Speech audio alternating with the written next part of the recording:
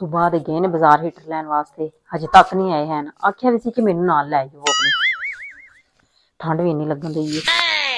हजे शुक्र हीटर लभ गया, नाल लभदे मेरी जान खा मार। अस्सलाम वालेकुम। वालेकुम अस्सलाम।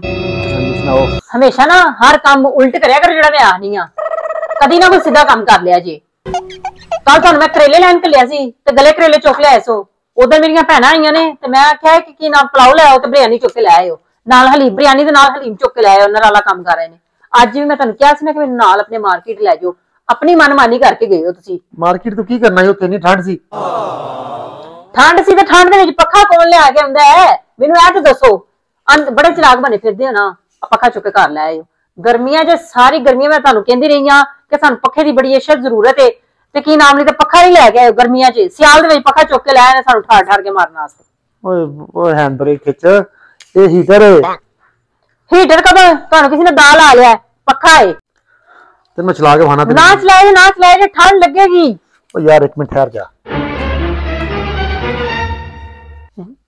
हीटर है यार, लाल लाल बत्तियां निकलने, मैनूं लगदा सड़ गया। गरम हवा दिंदा है पिया। चलो ठीक है, गुजारा कर ही जाएगा। हीटर है। हीटर नहीं जे, गरम हवा वाला पक्खा है, तुहानू किसी ने दाल आ लिया।